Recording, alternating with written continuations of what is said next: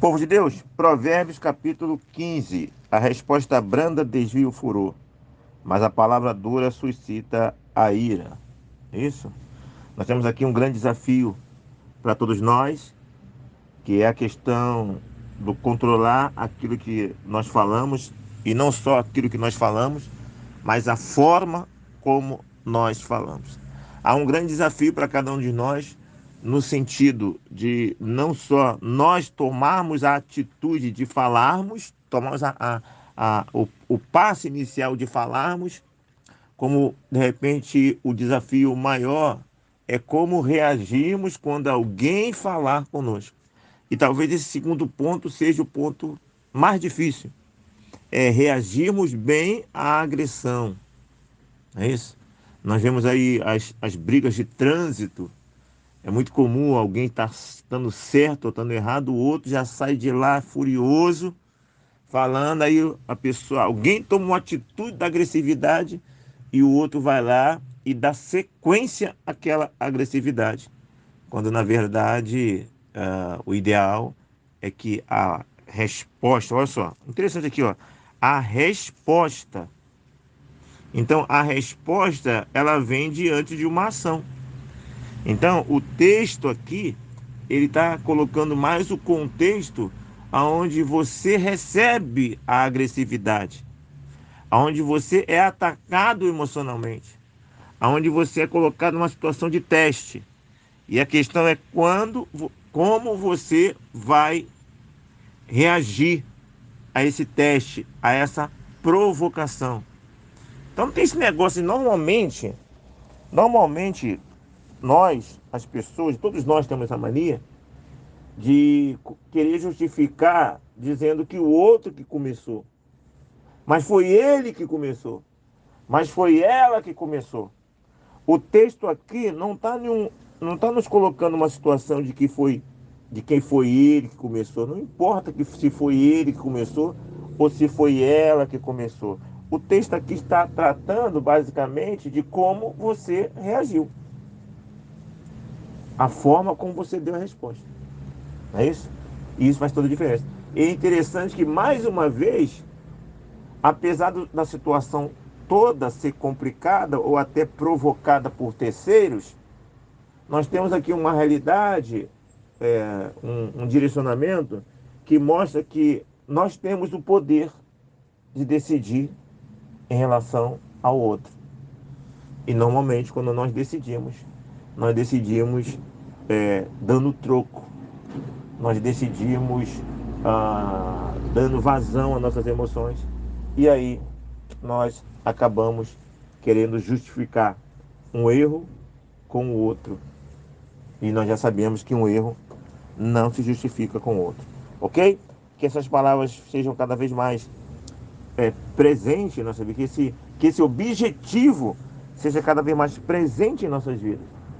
De darmos respostas brandas e não resposta à altura ou no mesmo nível negativo que nós recebemos.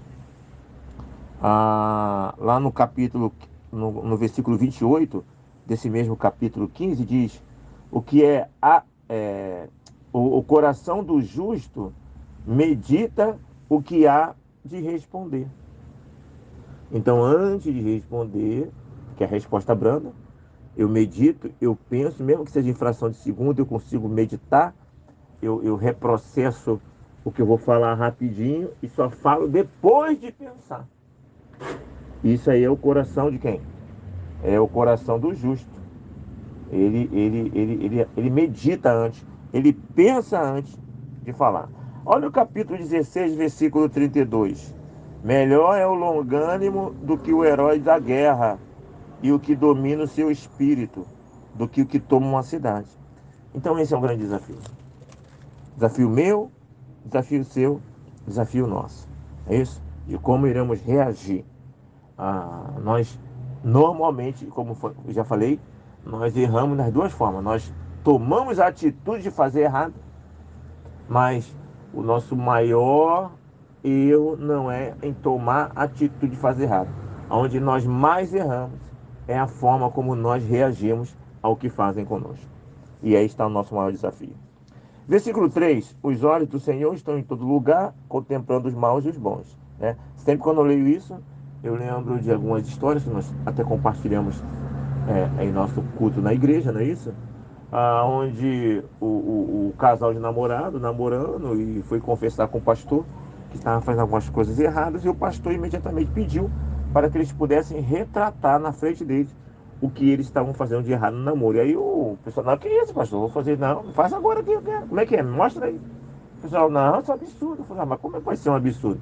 Como é que vocês podem ter vergonha de fazer aqui na minha frente e não ter vergonha de falar na frente de Deus, de fazer na frente de Deus? Se vocês não têm vergonha de Deus, você vai ter vergonha do pastor? É impressionante como as pessoas fazem coisas escondidas, usam capa, máscara, com a plena consciência de que Deus está vendo tudo. Há muitas pessoas hoje frequentando a igreja, pregando, dirigindo culto, no ministério de louvor, tendo algum cargo na igreja de liderança, ou simplesmente frequentando com a Bíblia, entregando o dízimo, orando, tendo toda aquela atividade religiosa normal, mas na verdade escondendo pecados em práticas de pecado diário. Há muitas pessoas mantendo duas famílias, há muita fornicação, há muita prática de homossexualismo escondido, há muita prática de roubo, há muita prática de feitiçaria, de pessoas envolvidas com igreja e com macumba ao mesmo tempo. Sabe, há muita idolatria, há tudo isso aí. E as pessoas sabem que estão erradas, as pessoas têm a consciência que Deus está vendo, mas mesmo assim elas continuam. E o mais incrível é que elas também sabem que lá a Bíblia fala que elas podem confessar, e se confessarmos os nossos pecados, Ele é fiel e justo para perdoar todos os nossos pecados. Elas sabem que se elas se confessarem, Deus a perdoa e dá a oportunidade de ela recomeçar, e elas não fazem isso. E porque não fazem isso é porque na verdade elas não querem abandonar aquela prática, né? Ou então acham até que vão abandonar um dia, né? E tem algumas que ainda chegam num ponto absurdo e falam assim, ó, no tempo certo de Deus isso vai passar. Deus sabe. Essa é uma expressão que a gente ouve muito. Olha, eu estou fazendo isso, assim, mas Deus sabe, né? Deus sabe por que eu estou fazendo isso. Deus sabe que eu não estou conseguindo.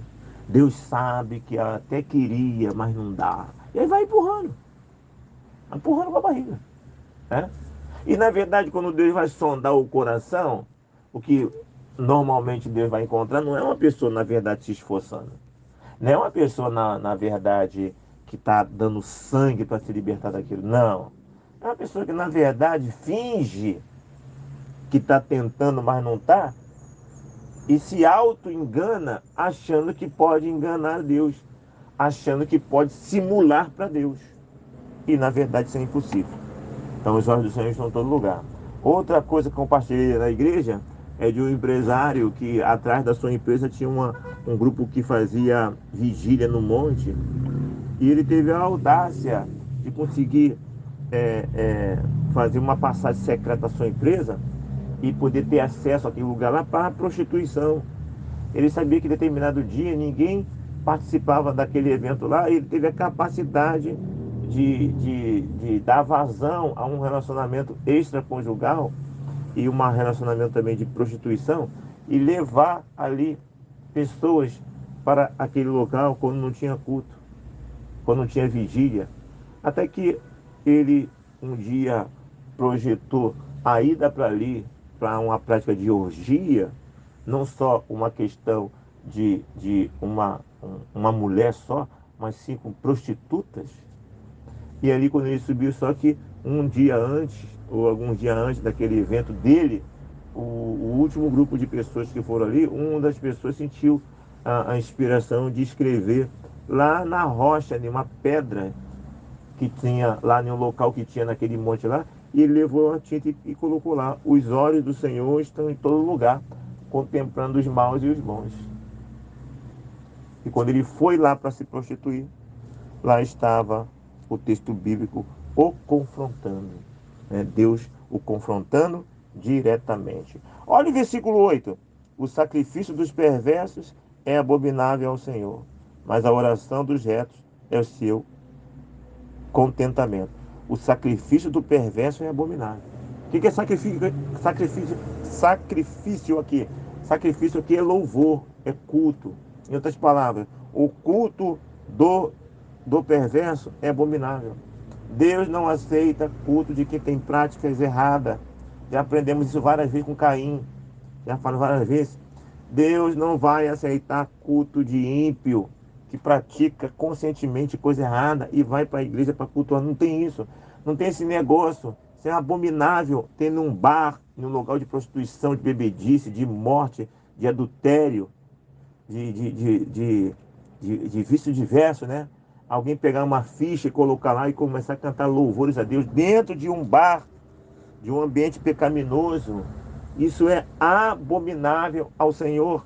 E muitas vezes essas coisas acontecem porque o autor da música autoriza usar a música dele, o hino dele, nesses ambientes. Há muitas pessoas não crentes que pegam a música do autor cristão, do músico cristão, e pega a diretoria, pega a autorização e vai cantar em seus shows, em ambiente de orgias, em ambiente de prostituição, sabe? E vai lá no show dele, o mundano, ele canta aquele louvor, e as pessoas lá naquele ambiente estão cantando aquela música ali, que é de louvor ao Senhor, num ambiente sujo. Isso é abominável ao Senhor. Cantar louvores a Deus, porque aquela música é uma música de louvor. Aquele hino está exaltando a Deus. Aquele hino foi feito para o louvor da glória de Deus. E aquilo sendo usado em um ambiente que não é um ambiente favorável, com pessoas que não têm relação nenhuma com Deus, é abominável. Eu fiquei pensando aqui, eu falei, é uma coisa que foi só um pensamento passageiro. Eu falei, nesse caso aqui nós não estaríamos errados, não, em estar levando pessoas ímpias para o louvor. Fiquei pensando nisso. Será que isso aí não seria um grande erro nosso, não? Chamar as pessoas para cultuar a Deus, se essas pessoas não têm compromisso nenhum com esse Deus? Hein? Fiquei pensando nisso. Não estou afirmando nada, só levantei uma conjectura. O ideal, de repente, não seria nós pregarmos o Evangelho lá no mundo, na casa da pessoa, pregar para ela, trabalhar com ela. E se caso ela estivesse preparada para entregar a sua vida a Cristo, levar ela à igreja para entregar a vida a Cristo. Porque ao chegar na igreja, ela já está convertida, ela já está trabalhada, ela já está arrependida, ela já tem um elo com Deus, ela tem condição de louvor. Não seria esse um ideal melhor? Né? Aí, como o culto é público, nós não podemos impedir que pessoas entrem na igreja, elas entrariam por livre e espontânea vontade. Agora, quando eu chamo ela, eu convido a ela para um louvor, e se eu entendo que o louvor dela é cortado, Deus abomina o louvor dela, por que eu estou levando ela para louvar? Não é uma coisa curiosa? Não é algo que dá pano para a mão para pelo menos nós discutirmos essas questões? Eu acho que isso aí dá para nós discutirmos, né? Dá para nós avaliarmos. Então, na verdade, nós deveríamos ir por todo mundo pregar o Evangelho, e na pregação do Evangelho lá fora, reconciliar essas pessoas a Cristo, a Deus, por meio de Cristo. Aí elas reconciliadas com a pregação do Evangelho, sim, nós levarmos para a igreja. Entendeu? E se de repente, não é que elas serão impedidas de entrar para a igreja, mas por nossas ações, só por meio do Evangelho. Não sei, é algo que vem ao meu coração, que pode ser discutível. Mas a coisa concreta é, Deus não aceita louvor de perverso, de quem tem prática de pecado. Não aceita. Nem de quem está fora da igreja, nem quem está dentro da igreja. Ok? Lembre-se que quando a Bíblia fala de ímpios, lá no Velho Testamento, ele está falando basicamente do povo de Deus. De povo de Deus que pratica a impiedade. É povo de Deus, mas está fazendo coisa errada, por isso ele é ímpio.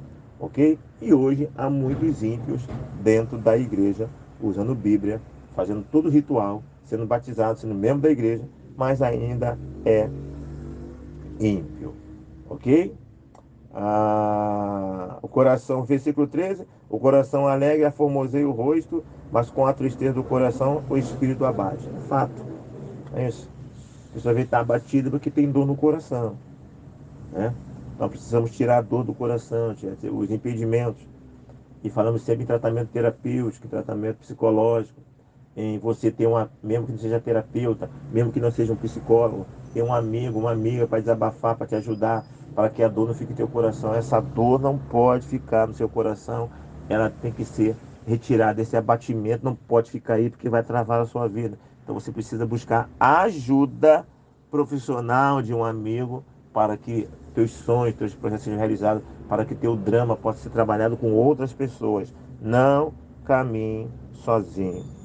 16. Melhor o pouco, havendo o temor do Senhor, do que grande tesouro, onde há inquietação. É uma coisa que eu aprendi na minha vida. Não é uma questão de você ter muito ou você ter mais. A grande questão é como você usa ou muito ou pouco. Ou seja, a grande questão não é você ter muito ou pouco, né? Eu errei no começo aí.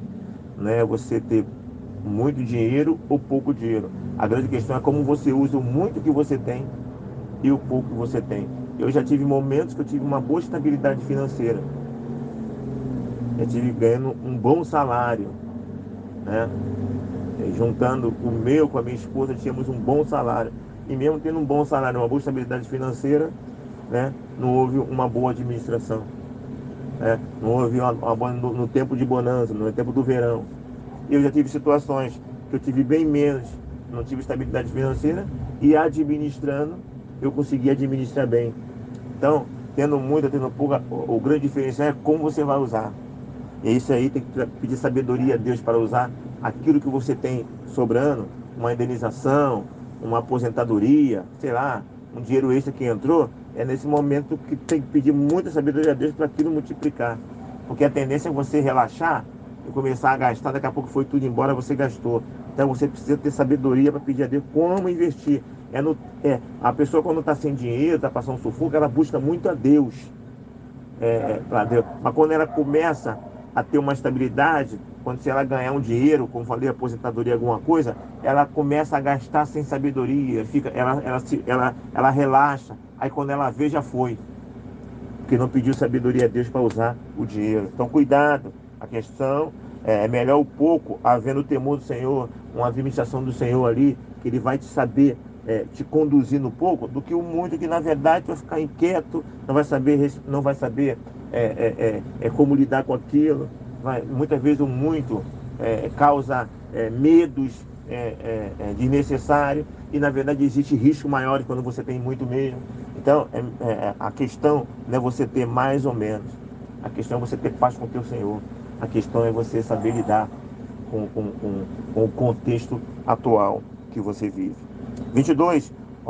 Onde não há conselhos, fracassam os projetos, mas com os muitos conselheiros há bom ônibus, tá vendo? Se você tiver uma estabilidade financeira, tiver conselheiro para usar o seu dinheiro, vai ser bênção. Se você tiver em um sufoco financeiro, se você tiver conselheiro, vai ser bênção. Tá passando um caminhão aqui. Eu tô na rua. Então, com muito ou com pouco, em qualquer situação que você viva, o importante é você ter pessoas contigo para compartilhar seus sonhos, suas dúvidas, seus projetos. Ok? Essa é a ideia. Tenha, não ande sozinho. Tenha conselheiro. Ok? A palavra a seu tempo, quão boa é. Tá vendo? O homem se alegra em dar resposta adequada. A palavra a seu tempo, quão boa é. Mais uma vez aqui o versículo que combina com o versículo 1, com o versículo 28 e com o capítulo 16, versículo 32. São tudo conectado aí, estão tudo entrelaçados. Capítulo 15, versículo 1, capítulo 15, versículo 28, capítulo 15, versículo 22 e capítulo 16, versículo 32. Tudo entrelaçado entre eles.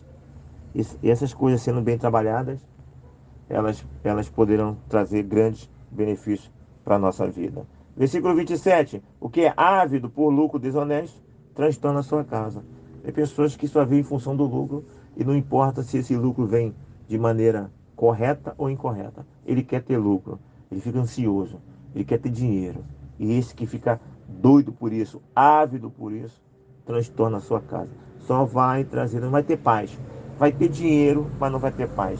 Isso é loucura, foge disso, né? É melhor não ter dinheiro e ter paz do que ter dinheiro e não ter paz. Não tenha a mínima dúvida disso. 28. O coração do justo medita o que há de responder, nós já acabamos de falar, né? Então ele pensa antes de falar. Então tá tudo conectado aí, esses versículos. 32, já encerrando, o que rejeita a disciplina menospreza a sua alma. Aquele que rejeita a disciplina menospreza a sua alma. Normalmente filhos rejeitam disciplina. E todos nós, como filhos de Deus, muitas vezes rejeitamos as disciplinas de Deus. Disciplinas são as matérias de Deus. Disciplina é tudo aquilo que Deus nos ensina. Disciplina é tudo aquilo que Deus nos deixa passar. Disciplina é tudo aquilo que Deus nos faz passar, né? Ele nos ensina teoricamente. Você está aprendendo aqui nesse exato momento teoricamente e cremos que isso é de Deus, ou seja, é a palavra de Deus que nós estamos lendo. Acreditamos que esse canal é palavra de Deus. Acreditamos que essa palavra é uma palavra de Deus para você. E isso é teórico. E aí ele te ensina também, deixando você passar algumas situações. Ele deixa você passar algumas situações. E ele te ensina também, não só deixando, ele faz você passar. Tudo isso aí são disciplinas do Senhor. E infelizmente, a maioria de nós, muitas vezes, rejeitamos algumas ações de Deus, que nós não concordamos. Então, o que rejeita a disciplina de Deus, menospreza a sua alma. Porque o que Deus faz por você, seja na parte teórica, seja deixando você passar por alguma situação, ou fazendo você passar, isso é algo que Ele faz para o teu bem, porque todas as coisas contribuem para o bem daqueles que amam a Deus. Mas aquilo que Deus faz muitas vezes, a disciplina que Deus faz muitas vezes, nós não concordamos, nós resistamos, nós menosprezamos e acabamos menosprezando algo que é bom para a nossa vida. Ok? Está aí, Provérbios capítulo 15 e até o versículo 32. Pense em todas essas coisas e que Deus nos abençoe.